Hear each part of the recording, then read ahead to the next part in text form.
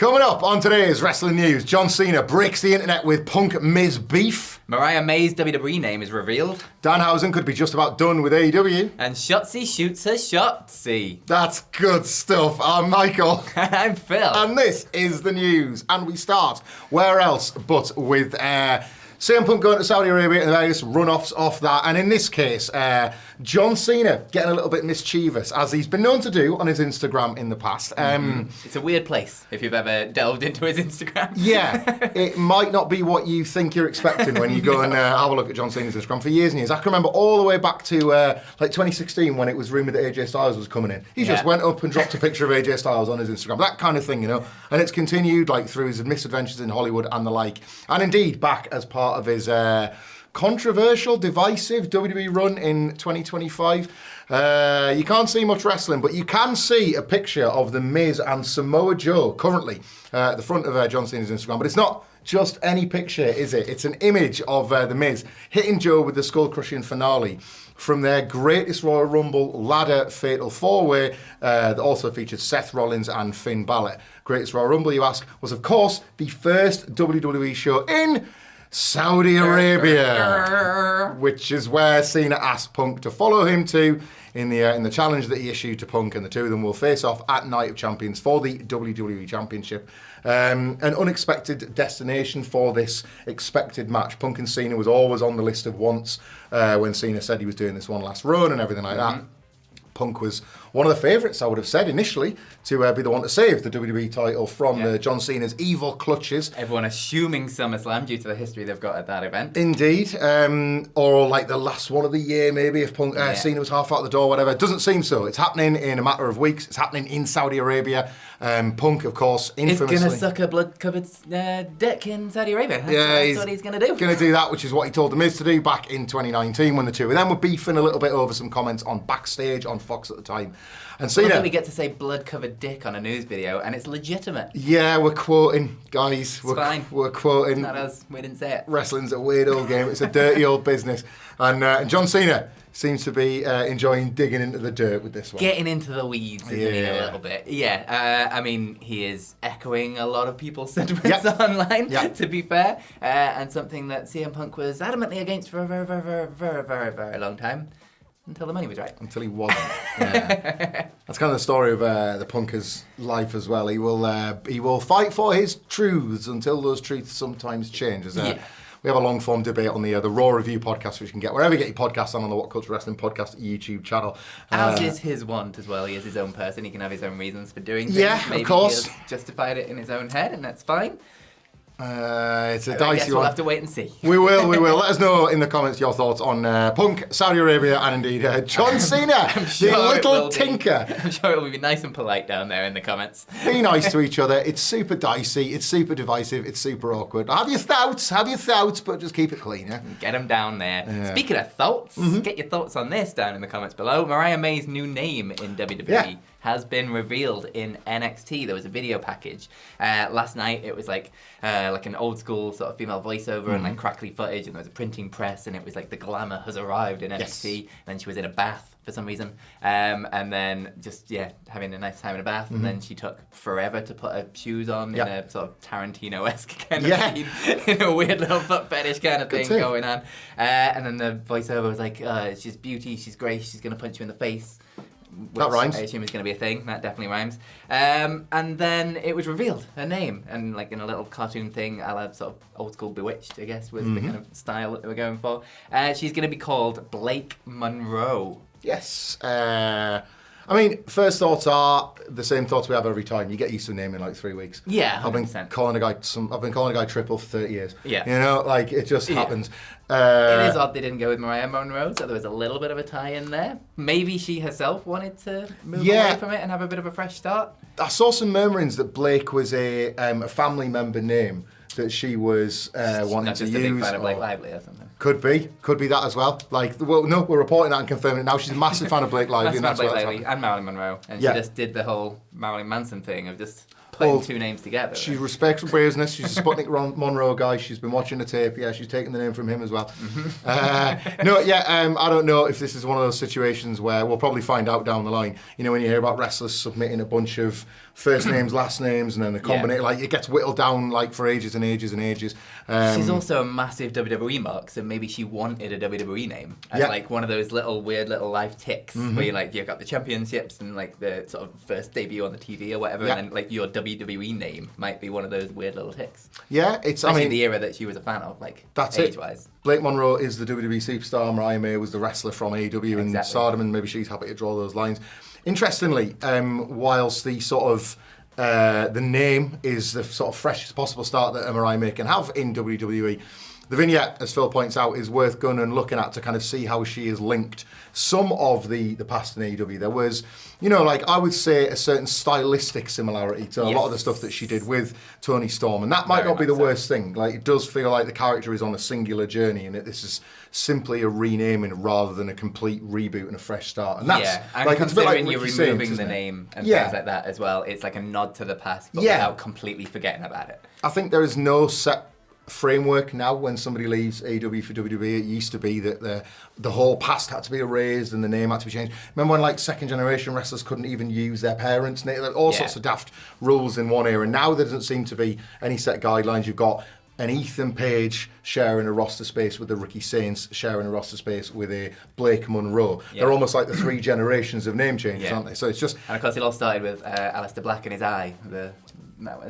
He popularised it. So. That's right, yeah. If it wasn't for that eye escaping from prison, long-term storytelling, we wouldn't have any of this. So thank you, Aleister. Thank you, Aleister Black, for so many of your strange contributions. Blake Monroe, and as well, it's worth noting that on NXT last night they announced some Evolution Eliminators that like bracketed off a bunch of the women to potentially get a shot at JC Jane, the current NXT Women's Champion at Evolution.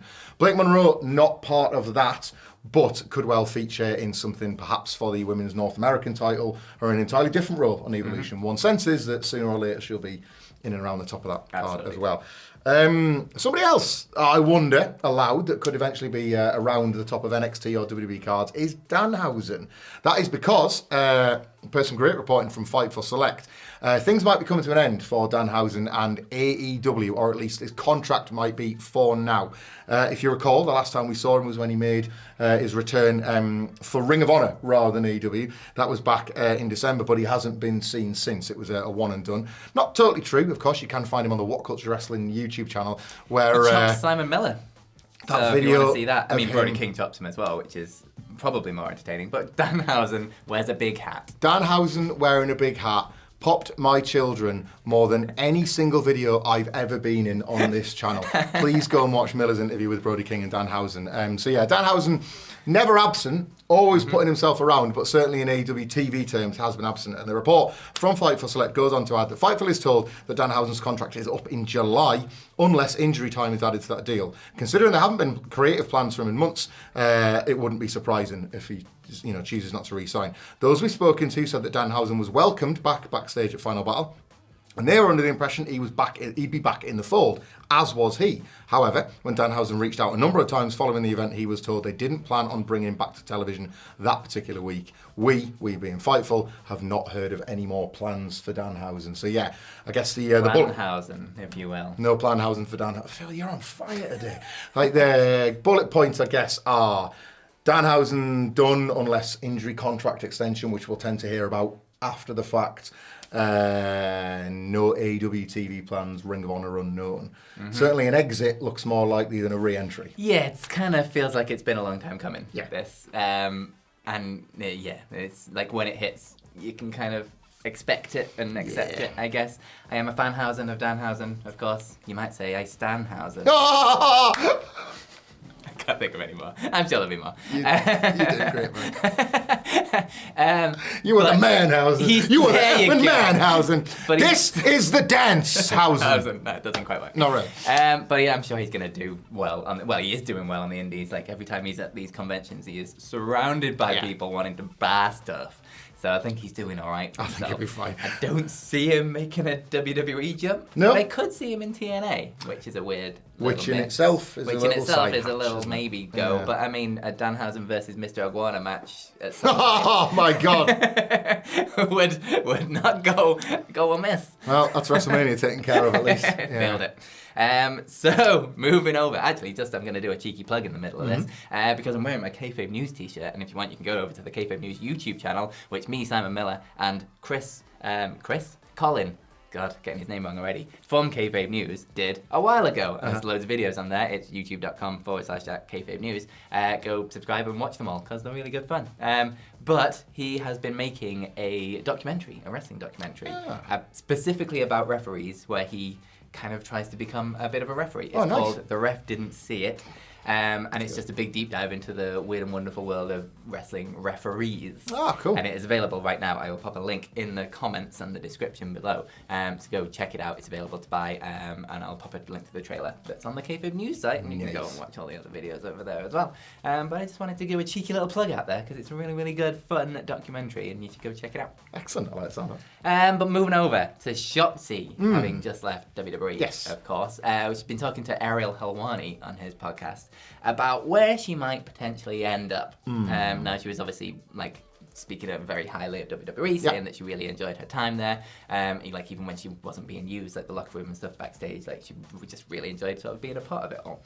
But obviously she wants to go somewhere where she's going to be used, such as doing indie dates and things at the minute. But she starts talking about AEW specifically, obviously, and shoots her little shot. She basically says that she loves the idea of the freedom there. She has friends there already. But she also says that she's heard many stories of how Tony treats talent. I do love that he really cares for his talent. That is super important to me. And then she ends it with, and hot girls get to make out with each other, and that's cool too. She's not wrong. So she's not wrong. It's happened. That is cool. Yeah, that is cool. Let us know what you think about that. Cool or not cool? Let us know. Yeah, what's your thoughts? Yeah, Shotzi and AEW, I couldn't not see it. People get signed, people go places. Shotzi, I wouldn't say we ever saw whatever the ceiling of her in-ring ability was in WWE. We saw exhibitions of how many risks she was willing to take and the danger that she brought, and that in itself is an exciting part of pro wrestling, and we've already seen her make a return in GCW into a more sort of hardcore setting where she seemed to fit seamlessly back in. I was brought to mind, I don't know why these things stick in the back of your mind sometimes, a couple of excellent bits of patter that she reeled off during, I think it was the Wednesday Night War period, and it was around Chris Jericho falling through the cardboard, and I seem to recall her posting a gif of somebody just bouncing onto a comfy bed or something like that. That's 5 years ago. It's I might as well be 500 years ago in wrestling's past, when the war was a bit more in full flow. I say it was a war, it was mid-2020, it was a slaughter, but you know what I mean. But obviously 5 years have passed and countless people have worked countless places, and yeah, she's speaking of friends having great experiences, and that's really cool to hear. That's really nice to know, especially for women in North American pro wrestling. I know that All In's got one of the biggest matches this year, and Evolution 2 is about to happen, but we cannot sit here and pretend that parity is yet anywhere close to being achieved. So the idea that at the very least people are speaking highly of it as a working environment is a great thing. And yeah, why not? If you're a wrestler, we only need to look at the R-Truth situation. More on that in our after news later on, about how the more wrestlers can get themselves out there, the more opportunities suddenly present themselves. That's how it works. Yeah, absolutely. And like you say, on the independent scene, especially for women, there's one match on a card usually. It's it's hard to get yourself out there and get bookings and get money. So it is going to be much easier for a TV landing spot or something, and just better for your career in general because you're on TV. Yeah. So it's just just putting the little feelers out there. It seems like she is doing. I'm gonna have to wait and see whether Tony Khan picks her up on it, but I definitely think he should do, and I think there's something there.